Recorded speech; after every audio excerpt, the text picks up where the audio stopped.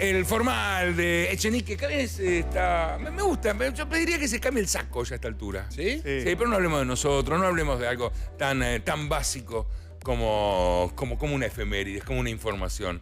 Hablemos con alguien que tiene el talento, que tiene la mirada del artista, aquella persona que ha logrado traducir de alguna forma lo que ves con los ojos, pasarlo por el cuerpo, llevarlo a las manos y hacerte un increíble dragón, un increíble ser que... Insisto, podríamos hasta discutir su existencia o no, pero no lo vamos a hacer. Vamos a hablar con quien va a estar en Comic Con ya este 6, 7 y 8 de diciembre. Y la verdad, el Comic Con se enganará teniéndolo a Ciruelo. Qué gusto tenerte acá, Ciruelo. ¿Cómo andas? ¿Bien? Es un placer para mí, Mario, estar otra vez charlando con vos, como tantas veces hicimos durante tantos años. Exactamente. Bueno, qué gusto verte acá. ¿Cuántos estás en Buenos Aires? No vivo en Buenos Aires hace muchos años, lo bien que hizo.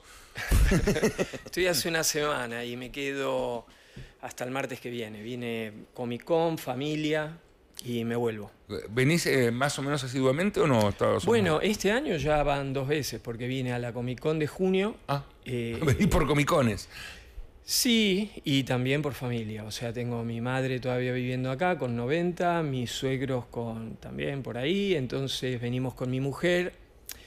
Y bueno, y los chicos de la Comic Con siempre estoy pendiente de poder venir porque es un evento con el que estoy relacionado desde el principio. Sí. Me encanta apoyarlos, me encanta el contacto con el público argentino, que realmente es muy especial, y para mí la oportunidad que tengo de venir y relacionarme con ellos es sagrada, así que acá estoy. ¿Cómo, por favor, métanse, saben que soy voraz, no puedo dejar de preguntar, pero ¿cómo es alguien que está hace tantos años que vive afuera, vive en Europa, en España, donde has armado casi toda tu vida, y encima en un lugar muy aislado, no sos una persona cosmopolita, pero a pesar de eso no tenés acento, seguís manteniendo esto?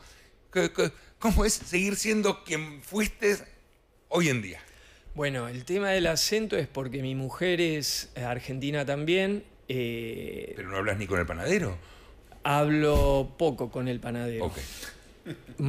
Por trabajo hablo prácticamente el 100% en inglés, porque todo lo que yo hago es en Estados Unidos, en Alemania, en Italia, aunque puedo hablar italiano también, Francia, Inglaterra, Japón. En España hago muy poquito a nivel profesional. Entonces trabajo todo el día en casa, estoy todo el día con mi mujer al lado, hablamos en argentino, con mis hijos hablo en argentino, aunque ellos hablan español y catalán. Así que bueno, pero con mis amigos en el fútbol hablo un poco más español o catalán. ¿Jugás a la pelota? Todos los domingos. ¿Los domingos? Y porque nos quedó el domingo para jugar. Era futbolero, sí, ¿no? Sí, claro. Sí. Todos los domingos. ¿Y sos un 4, un 9? No, jugamos fútbol 5, a veces 7, pero en general fútbol 5. Intenso, por el... Sí, intenso. Aparte, todos los chicos son menores que yo y tengo que correr como ellos. Claro, cada altura. Sí, pero, lo cual, bueno... Cambia de equipo. No. Voy a estar ¿Te gusta esa exigencia? ¿Te gusta esa exigencia? Exacto. Va, de vuelta se mandan, ¿eh? Sí, Ciruelo, ¿cómo? Yo sí me pregunto esto, porque con los artistas nunca termino de entender bien cómo es la metodología del laburo. O sea, ¿qué haces? ¿Te levantás a las 8 de la mañana y empezás? ¿Solamente lo haces cuando te lo piden o también haces cosas por fuera de lo que te piden? Es decir, ¿cómo? No entiendo bien, nunca voy a entender cómo es pues, nuestro caso. Solo con inspiración, claro. No, claro, un oficinista, qué sé yo, vos sabés que tenés que ir a la oficina, 9 a 18, te va. ¿Cómo es la vida de un ilustrador? Antes veíamos unas imágenes tuyas recorriendo piedras. Sí, bueno, hoy de 9 a 13 voy a recorrer piedras. Sí, claro. Bueno, ahí te tengo que definir un poco cómo es mi trabajo, cómo fue yo durante gran parte de mi vida, desde los 18 que soy profesional. Entonces, desde los 18 que empecé a trabajar para una agencia de publicidad acá en Buenos Aires y después para editoriales y para diferentes clientes, yo era ilustrador. Un ilustrador es un artista que pone toda su creatividad, talento, técnica en función de la idea o del concepto de un director de arte, de un cliente que necesita un producto determinado. Eso me encantaba, aprendí mucho, me gané la vida con eso, pero yo tenía la inquietud de ser 100% creador de mis propias ideas. Y eso lo logré hace unos 25 años atrás. Dejé de trabajar para clientes, con lo cual dejé de ser ilustrador, aunque sigo usando las mismas técnicas, las mismas temáticas, y trabajo 100% para mí. Entonces, el proceso es más o menos como lo explicaste, que no hay más historia. Me levanto a la mañana, desayuno y me pongo a trabajar. No, pero no quiero interrumpirte, pero quiero interrumpirte, claro, porque... Ok, pero ponerte a trabajar no es lo mismo decir, voy a apilar, no sé, cosas, Sí. tengo que hacer planillas Excel. Sí. Lo tuyo depende de cosas muy... Estoy inspirado, voy ahora. Claro, realmente podés poner un horario. ¿Eso es disciplina? Es decir, yo todos los días a tal hora empiezo a trabajar. Sí, hay una disciplina que es fundamental y que también finalmente termina educando lo que es la parte creativa y los procesos de inspiración, etc. Esto es algo que lo explico mucho. A mí me llaman también cuando soy invitado siempre a convenciones como esta en diferentes partes del mundo. Me piden que dé conferencias, al mismo tiempo hay universidades o escuelas de arte que me piden conferencias. Entonces, en las conferencias, charlas que doy con, por ejemplo, estudiantes de arte, me preguntan, ¿y la imaginación cómo funciona? ¿Y la inspiración de dónde viene? La creatividad, cómo se ejercita. Y realmente eso es lo que realmente me apasiona a mí, es eso. Esos mundos que obviamente forman parte de una cosa que tiene que ver con la psicología, con los sueños, es el mundo sutil, o sea, no es la técnica, la práctica, la materia, sino es lo sutil. Y ahí es el terreno mío, es eso, el terreno de un artista mayormente es los mundos sutiles. Ahora, Sí. el afuera diario tuyo, Sí. ¿hasta dónde puedes llegar a influenciar en lo que haces? Porque digo, gran base de tus trabajos, que son maravillosos, tiene que ver con mundos fantásticos. Sí. ¿No? Si querés, digo, tomando a los dragones como centro, pero son mundos fantásticos. Pero te rodea eso, el panadero, te rodea una casa, te rodea un Sí. edificio. ¿Te suele influenciar o por lo menos estimular un alrededor que por ahí es distinto a lo que vos vas a hacer? Sí, claro. Todo influencia, no solamente el entorno más cercano, sino qué sé yo, las movidas políticas internacionales. Qué sé yo, en este momento tenemos una guerra en Ucrania, tenemos Israel, tenemos una serie de cosas que están cerca de Europa, realmente afectan. ¿Te afectan? Sí, claro. También hay un ejercicio para eso que es tratar de abstraerme un poco o incluso intentar entender qué es lo que pasa, ¿viste? Porque no puedo dejar que me afecte hasta el punto de que yo deje de trabajar. Yo entiendo que mi trabajo inspira y afecta a los otros de una manera positiva.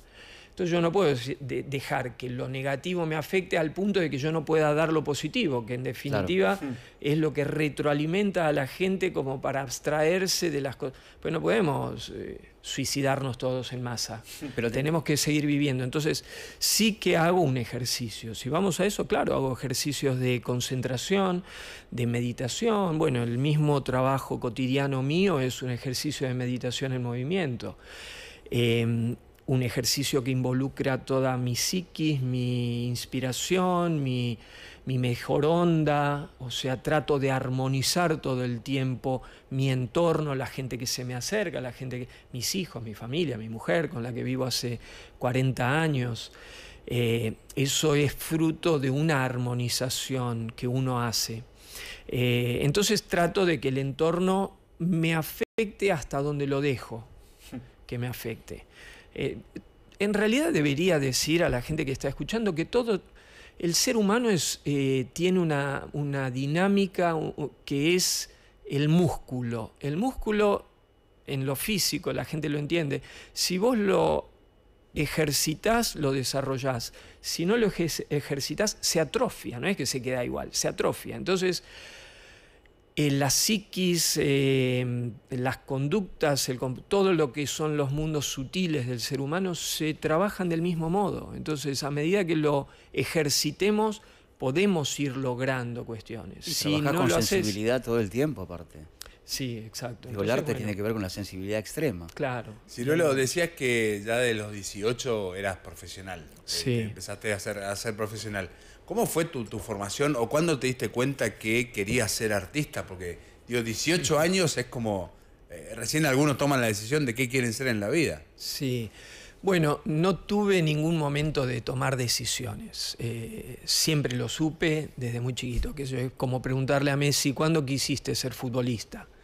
Y vos ves una foto de cuando tenía 3 años y tenía una pelota al lado. Entonces no hubo momentos que dije, bueno, para seguir haciendo lo que yo quiero hacer, que es arte fantástico, ¿qué tengo que hacer? Irme a Barcelona. Fue una decisión, pero no una decisión de fondo. O sea, lo que yo quería hacer era arte fantástico. ¿Por qué Barcelona está en las editoriales? ¿Quién lo fomenta? ¿Por qué Barcelona? Estaban en los 80 las editoriales. Era un centro neurálgico de arte ¿Nueva fantástico. York o eso? Nueva York era, pero te diría que Barcelona casi era mucho más interesante. Mirá. Porque concentraba todo lo que era el cómic europeo. El cómic europeo, a diferencia del americano, en esa época incluso el americano era más superhéroes, era otra historia. El europeo tenía como una carga, el cómic que era como películas de autor, ¿no? Era como una cosa donde se podía poner... 2000 años de background tenían. Exactamente. Tenían 2000 años de historia en la espalda. Y se notaba en Claro. los cómics. Entonces había unos artistas, que yo, Moebius, Enki Bilal, Liberatore, qué sé yo, había una cantidad de artistas que me apasionaban. Entonces, bueno, Barcelona, porque también dentro de Europa era lo que tenía afinidad con el idioma, la cultura, etcétera, y tenía un amigo viviendo ahí que era Gusti, un compañero de la secundaria que se había ido un año antes. Y me decía, Ciruelo, vení a mi casa. Entonces el primer viaje fue a parar a su casa.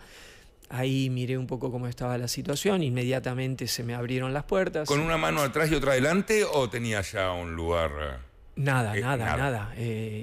Bueno, tenías tus trabajos como ilustrador, eras... Llevaba mi valijita Claro. con cosas. Pero ahí toqué el timbre de una editorial, miraron mis cosas y en el acto me dijeron, quédate, ya mismo te damos trabajo. Así nomás. Sí, fue así. Messi.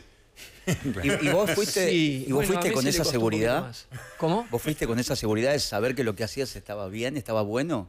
Porque a Sí. veces uno de afuera verlo es distinto, o que uno diga, che, está bueno lo que hago, lo sé. Sí, quizás no tanto como está bueno lo que hago, sino como vengo con todo. O sea, lo que vengo es a dar todo, trabajar 24 horas por día, que yo venía haciéndolo acá ya. Esos son herramientas que te dan seguridad. La seguridad en realidad estaba más en que eso era lo que yo quería hacer. Claro. Esa era la Que en seguridad. algún momento iba a suceder. Tarde o temprano iba a ser. Entonces, la seguridad tiene que ver con estar convencido de que lo que estás haciendo es lo que querés hacer. Si yo hubiese ido, yo acá estaba haciendo mucha publicidad. Cuando empecé en una agencia de publicidad haciendo ¿En cuál estaba? Mansi Publicidad. Y realmente ahí, bueno, trabajé solamente 2 años y medio como empleado. Después, inmediatamente me convertí en autónomo, ¿cómo se dice acá? Freelance. Freelance. Hacías cosas para vos. Freelance, y después seguí trabajando un poco para publicidad, pero también para editoriales, que trabajé mucho para La Urraca, Claro. que hacíamos humor, Fierro.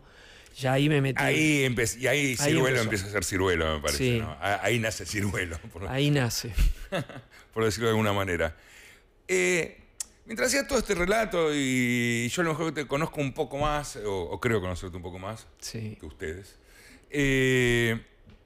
todo lo que hablas habla de mucha humanidad, de sensibilidad, de entender lo sutil. La palabra sutil es hermosa, sutil, ¿no? Pero para mí, para hacer eso, tuviste que sacrificar ser sociable. No sos una persona que está rodeado de gente, no. Salvo cuando vas a convenciones, y la verdad que sos una persona re agradable socialmente. Pero en tu vida diaria, Soy un solitario. sos un solitario. Soy un ermitaño y me encanta. Claro, por eso digo, hablas de cosas tremendamente buenas para un humano, pero es de un humano solo en un punto. Sí.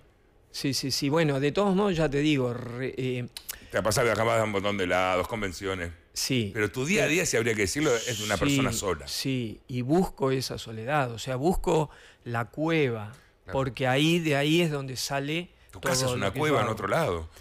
Exactamente. Pero más allá de la casa, también tecnológicamente, digo, no usás WhatsApp, no usás redes sociales. ¿En ese sentido también ermitaño?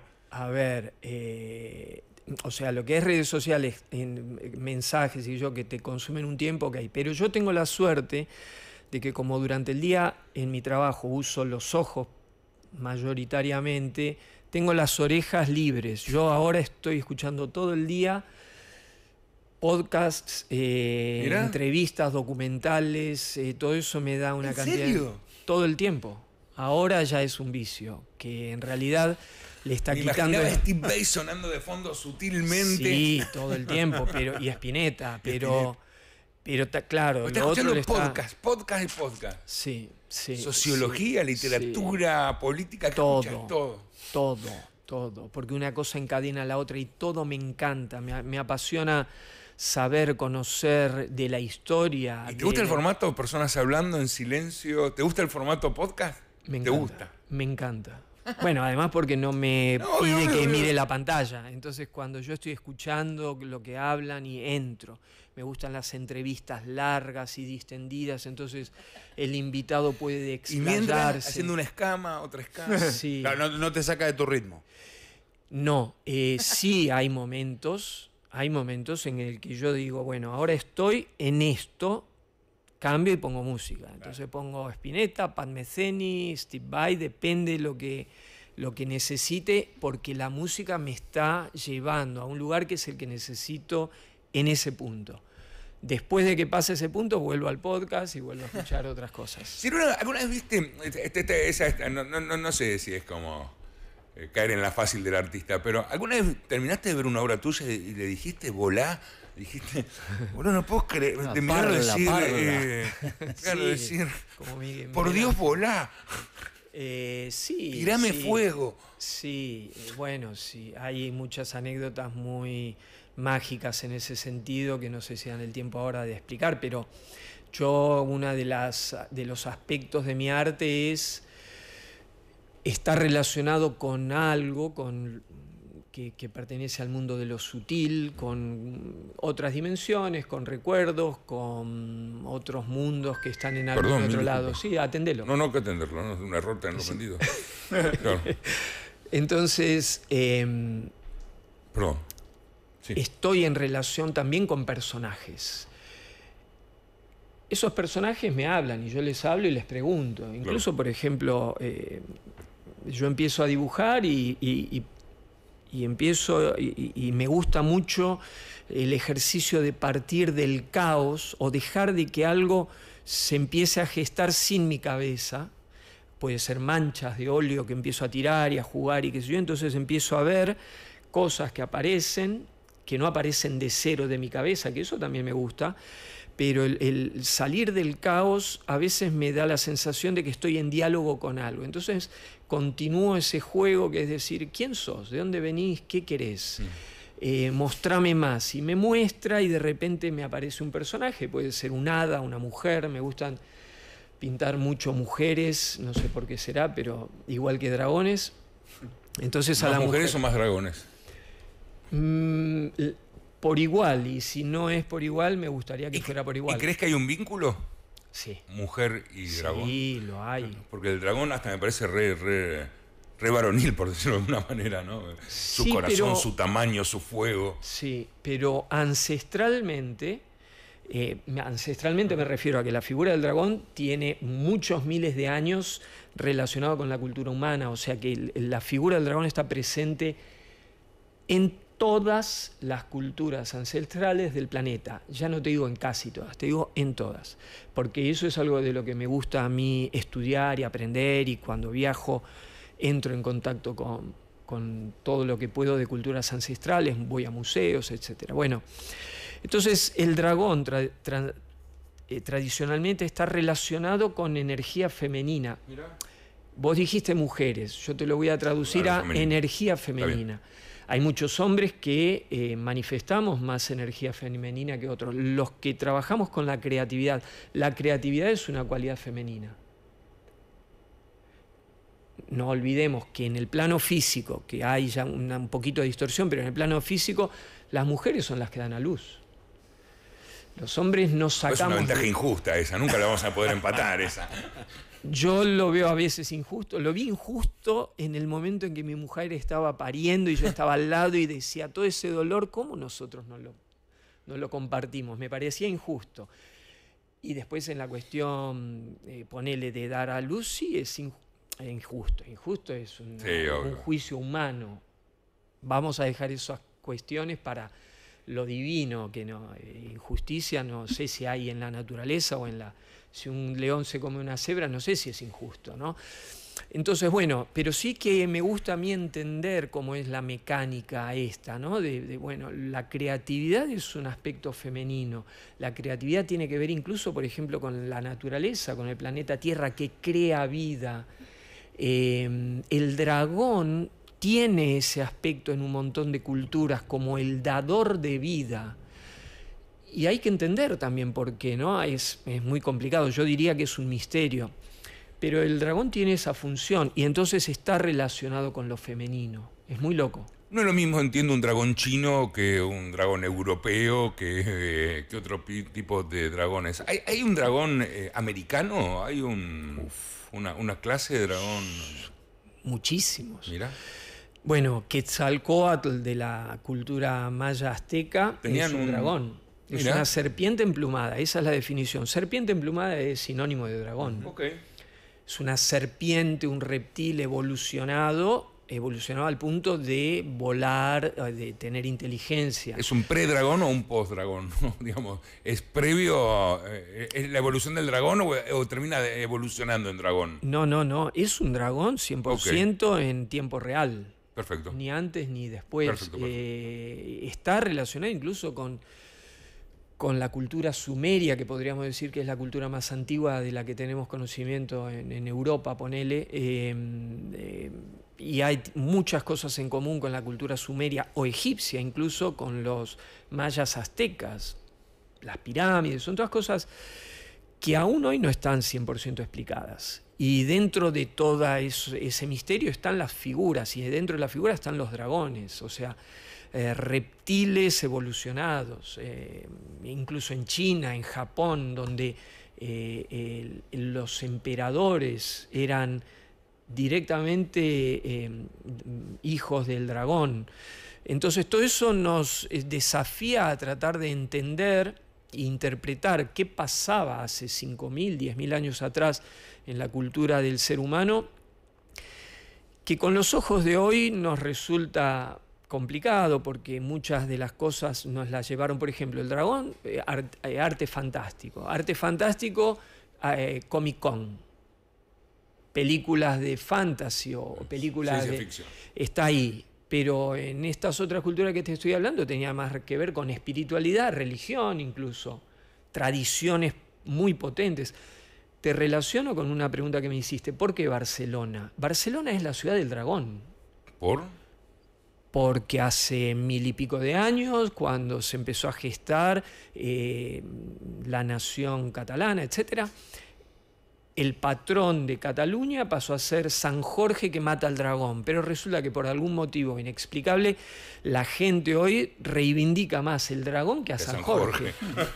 La gente se disfraza en fiestas cotidianas, fiestas tradicionales, que hay miles en Cataluña, se disfraza de dragón y salen disfrazados a la calle de dragón tirando fuegos artificiales. Hay figuras de dragones que se pasean en procesión.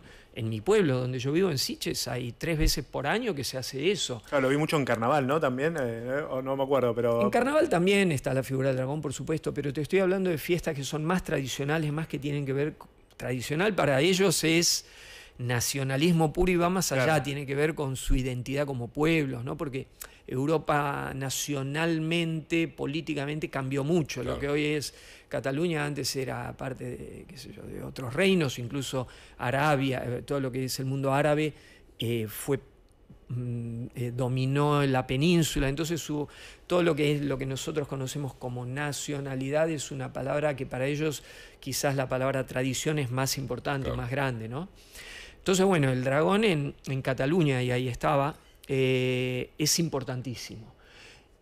Entonces yo cuando viajo a Cataluña me encuentro con esto. Y me encuentro, por ejemplo, con la figura de Antoni Gaudí, que también siendo un arquitecto y un artista sin límites y un artista relacionado con lo místico, porque él era muy católico, muy cristiano, metía la figura del dragón en sus edificios y en sus adornos y en sus cosas.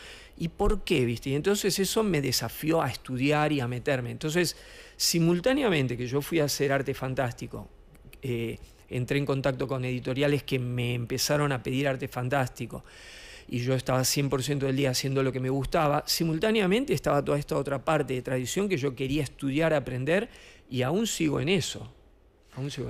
¿Hay una morfología de los dragones? ¿Hay una musculatura, una lógica de vísceras? Sí, claro. De todos modos... Perdóname, si pusieras una espada en el medio de la panza de un dragón, si pudiese uno pasar ese cuero, según la historia, ¿no? Sí. ¿Qué saldría? ¿Saldría sangre roja? ¿Saldrían vísceras? Sí, bueno, eso ya depende de las leyendas. Eso ya depende de las leyendas porque estamos hablando de un aspecto Pero cuando físico. vos lo pensás así, lo pensás como recorpóreo por dentro. Sí, tomando ciertas cosas de las leyendas, puede haber fuego adentro. Y ahí es donde ya estamos en un punto en el cual el dragón, y te voy a relacionar esto con una pregunta que me hiciste, dragón chino, dragón europeo. Sí. Para los chinos, por ejemplo, el dragón es más inmaterial que para Europa. Europa necesitaba algo más material para entenderlo. Entonces le puso en sus esculturas y pinturas de hace 1000 años, etcétera, era más material, tenía sus alas que podían volar, tenía todo su mecanismo lógico. En China el dragón vuela pero no tiene alas. Cierto. ¿Cómo vuela un dragón si no tiene alas? Para los chinos no hay ningún problema porque Hay una fuerza. ellos tienen una mente que está más permeable a lo mágico. No olvidemos que la cultura europea, que es la que nosotros heredamos, es más material, necesita lo material, hizo una evolución en lo tecnológico, pero hay millones de otras culturas en el planeta que no necesitan ese camino. Vuela. Tienen más relación con el espíritu, Claro, lo puede hacer. que nosotros somos espíritu y cuerpo. Entonces, el espíritu es parte más de lo mágico. Entonces, bueno, en China, en Japón, en Indonesia, en todos esos países, el dragón era una serpiente que no tenía alas, pero volaba, venía del cielo, tenía que ver con las tormentas, con los vientos, con el fuego de la lava de los volcanes, los mares. El dragón está muy relacionado con el agua, con los mares, los ríos. Entonces, la fisonomía de un dragón de esas características tiene más que ver con lo inmaterial, puede tener fuego dentro, puede incluso, en vez de solamente expulsar fuego por la boca, expulsa agua, incluso en muchos casos, o viento, en las cuestiones más sutiles, ¿no? Pero en el dragón más vikingo, más celta, más denso, más material, más de la cultura occidental, que es más el hacha y nos matamos entre nosotros, que es más físico, etc.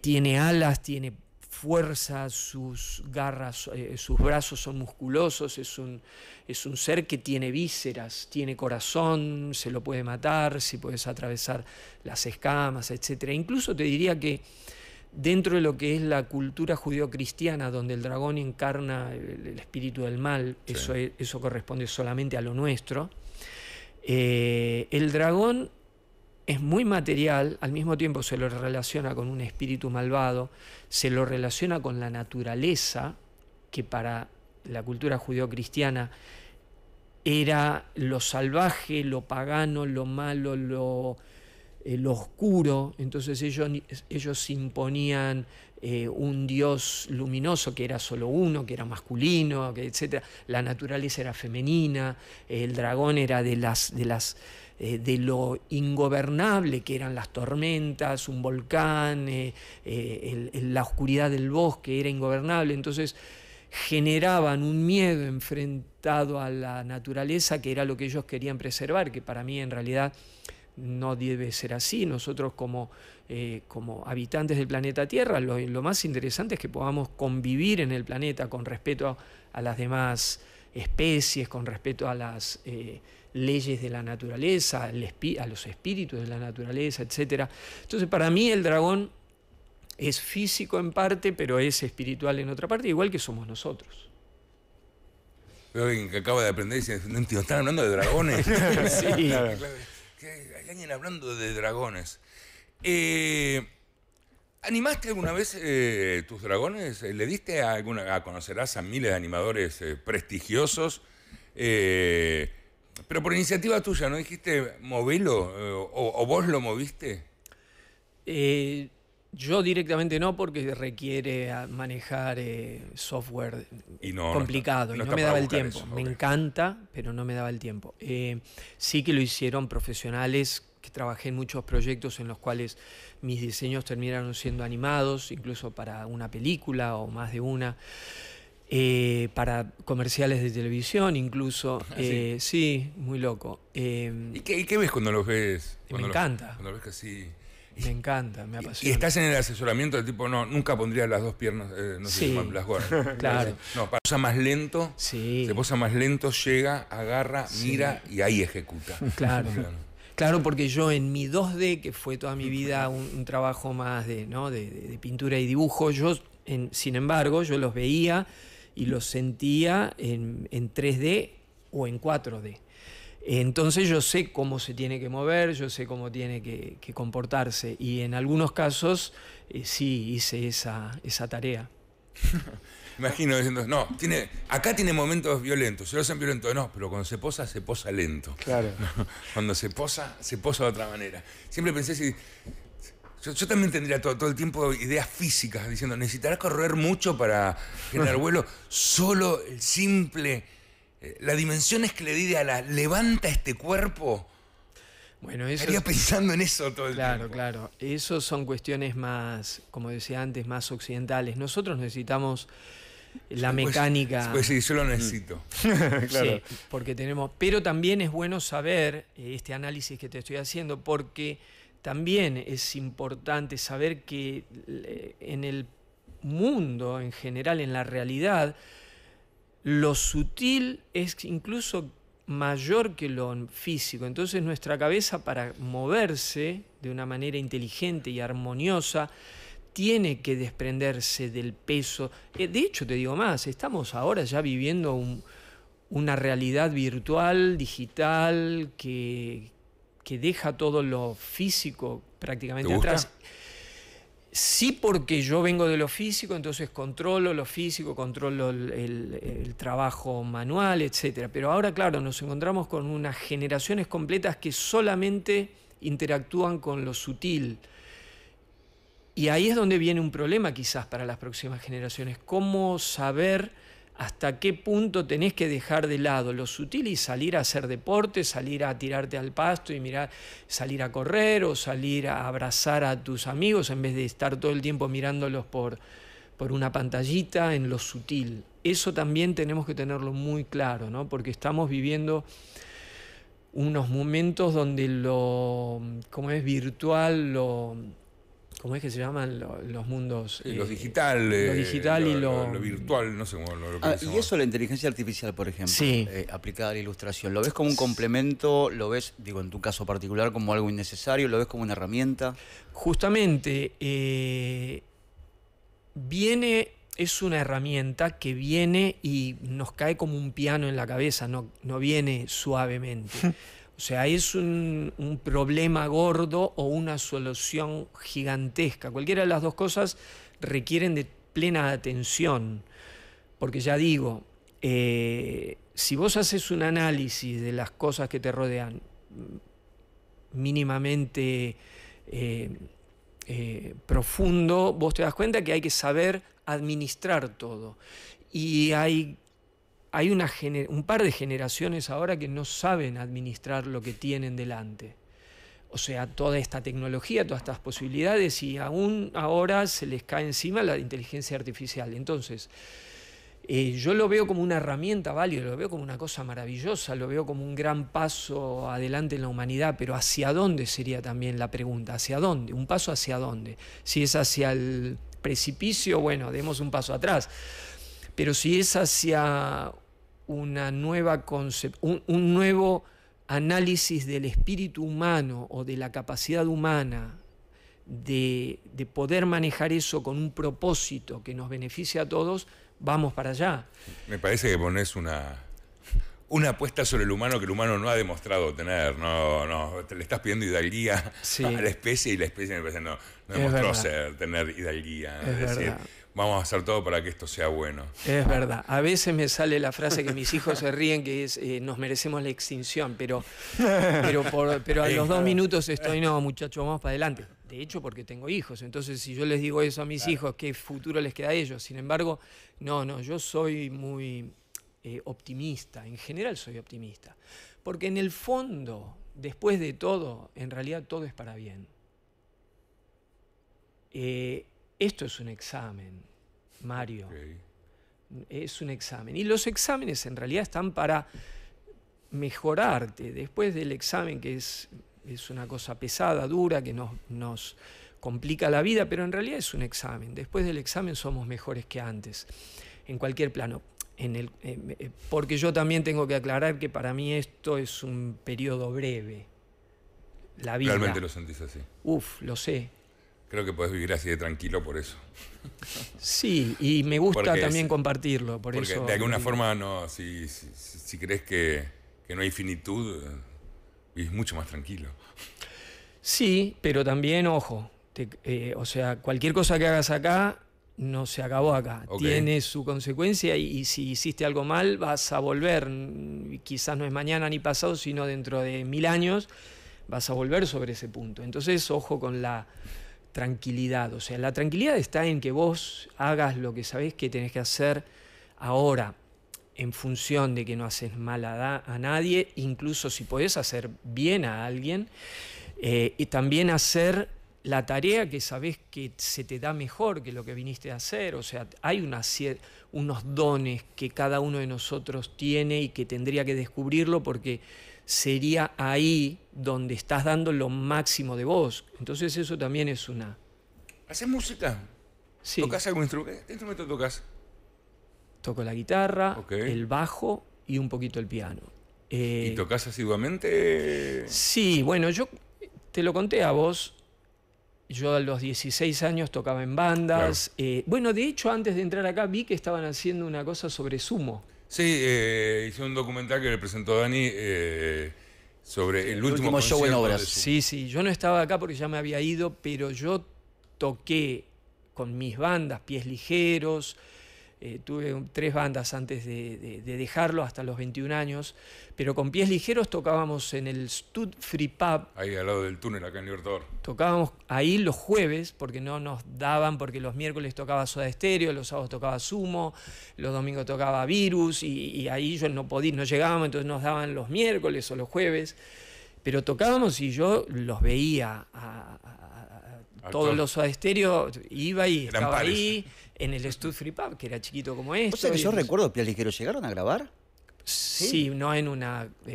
grabamos demos. Porque ahora que me decís el nombre de la banda, sí la recuerdo. Sí, claro, porque Gardi Pais era mi amigo de la adolescencia. Con él ya venía con Pies Ligeros, yo venía con una banda que llamaba Engendro, teníamos 15 años. Pero después... Rock, pop, punk. Sí, yo entré... No, el Pies Ligeros era rock and roll, Rolling Stone. Sí. Pero yo no venía de Rolling Stone, yo venía de Yes, Genesis, Mundos fantásticos. Mundo Lo Fantástico, más cercano a Irlanda que había. Lo más cercano a un dragón que vamos a Roger encontrar. Dean, etc. Entonces, cuando nos juntamos con Gardi, yo entro a Pies Ligeros, yo les empiezo a cambiar la onda. ¿Escuchaste este disco de Jethro Tull y se lo alcanzaba? Sí, claro, ese era mi ¿Escuchá trabajo esto? subliminal, subconsciente. Entonces con Gardi sí tocamos varios años, incluso ahora sigo viendo, él vive en Miami, yo fui a visitarlo ya 3, 4 veces y él toca en un bar, porque sigue viviendo la música, y me invitaba y yo toqué con él hace un año atrás en Miami. Estás ahí mirando diciendo, ese ciruelo, ¿cómo es el ciruelo? Está en un bar de la muerte tocando. Sí. Bueno, Dale ese una es- moneda. Pero me da claro música porque me imagino que. Sí, bueno, naciste para ser artista. Es re Sí, loco sí, eso. A sí. veces eso suena a decir, ¿a quién nace para ser artista? No, Yo creo que no hay otra forma. ¿eh? Sí, sí, mucha gente. Perdón si nace- alguien quiere ser artista y no lo va a lograr, no naciste ahí, para ¿sabes eso. que una cosa que a mí sí me sorprendió de vos es esto de que seas daltónico, digamos, que sea como, vos decís, nací para Sí. ser artista. Y eso es claramente, está bien, vos decís siempre que te sirvió para relieves, contrastes, sombras, Bien. pero me quedé con eso, nací para ser artista, pero a la vez tenías una dificultad que es muy grande, que es no distinguir los colores. ¿Está bien lo que estoy diciendo? Técnicamente sería Sí, eso. sí, sí, absolutamente, los confundo todos. Según los anteojos era para solucionarlo. ¿No lo querés usar? Los No, que No, no, dejalo que está bien, o sea, está funcionando bien. Ese es Superman, nadie más. Alguien una vez en Estados Unidos me dijo, ay, estos anteojos, estoy hablando de hace 30 años atrás. Me probé y claro, como poner un filtro rojo que ya el verde y el naranja los veías diferentes, Sí. pero tenía que reaprender todo porque estaba mirando con un filtro rojo que ya no. Pero y creo que dije, ahora hay no, sin ni hablar. filtros que. Claro, tendría que probar. Igualmente, sí, lo probaría sin problema, pero igualmente medio que ya encontré una manera de sortear ciertas cosas. Pero ¿Sos muy daltónico? muy daltónico. Y no sé si cada vez Es como soy que más. te digan, no sé, Paul McCartney, sordo. Claro, bueno, ¿Cómo? por eso- Es sordo. Bueno, Beethoven. Al final. Pero sin irme muy lejos, que vos lo que estabas diciendo, por ejemplo, Messi nace con un problema físico. Sí. Cierto. Cristiano Ronaldo no, nace perfecto, divino, Sí, lástima la atleta, cabeza. alto, todo bien. Pero la cabecita no muy bien.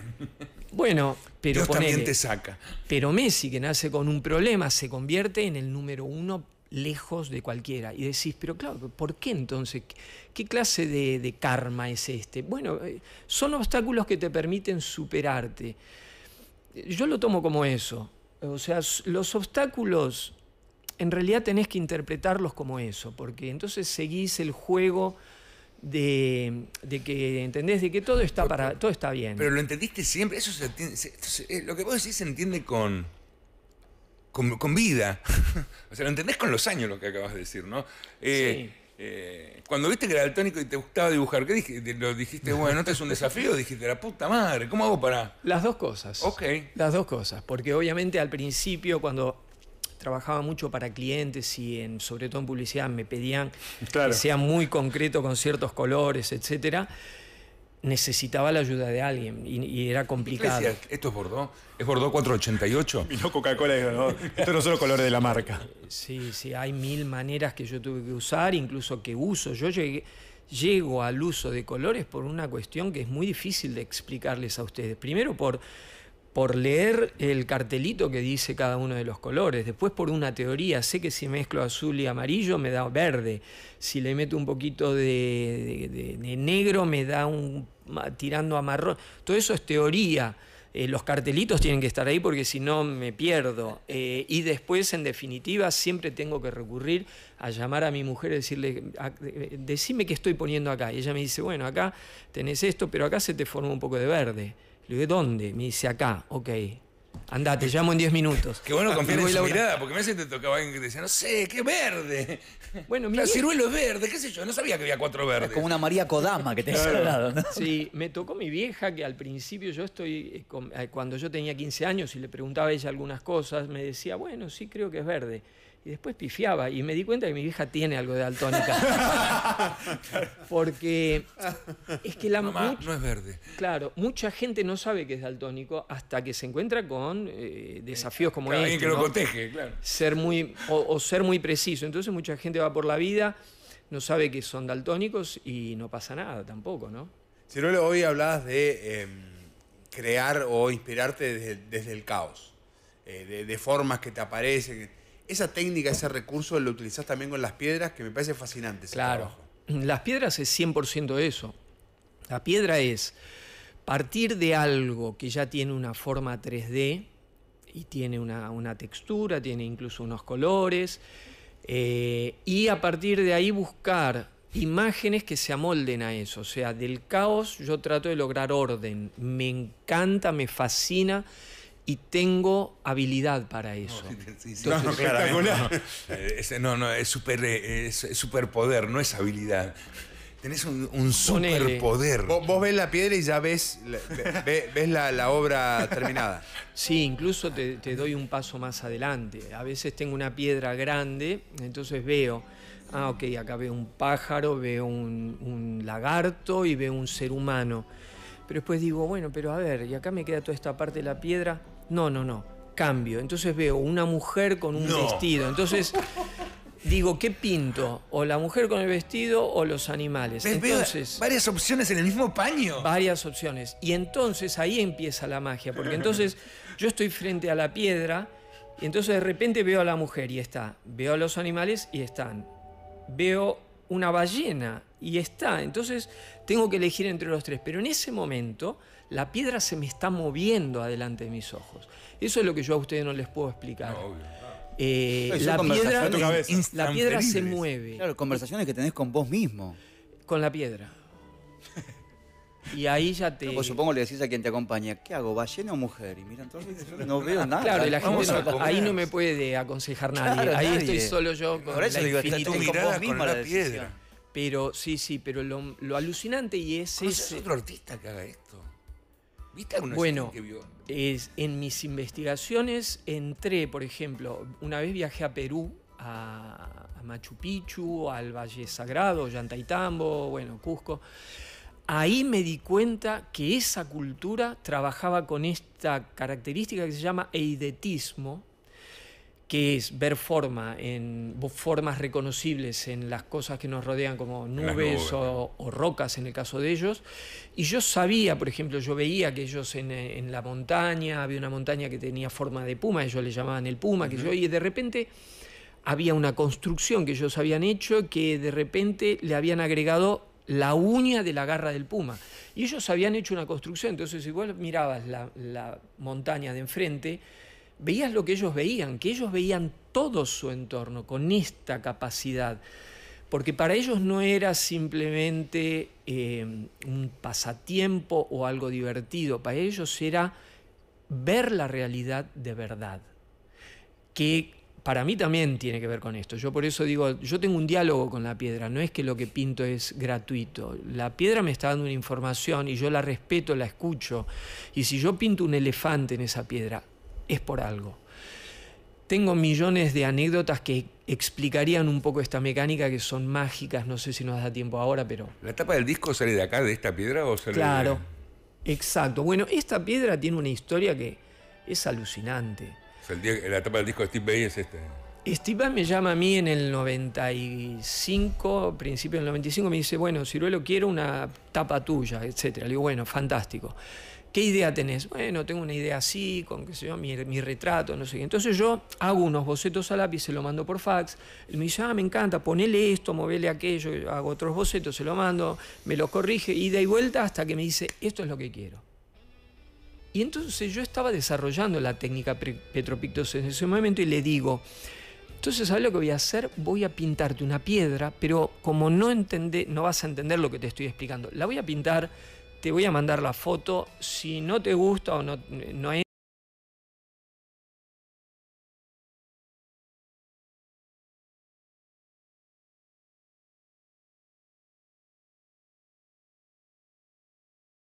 Salgo con un dibujo a buscar la piedra, o sea, al revés total. No, Una piedra que coincida con el dibujo. una piedra que coincida con el dibujo, que es No, esto que acabamos de ver. O sea, una locura. Una locura.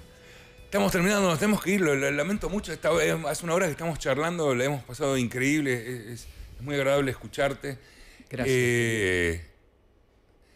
Y me quedo pensando en qué mundo verás vos del mundo que vemos nosotros. Me imagino que es como esa gente, viste que a veces dice que te puedes volver loco si pudieses escuchar el pensamiento de todos los humanos, porque estarías todo el tiempo escuchando eso.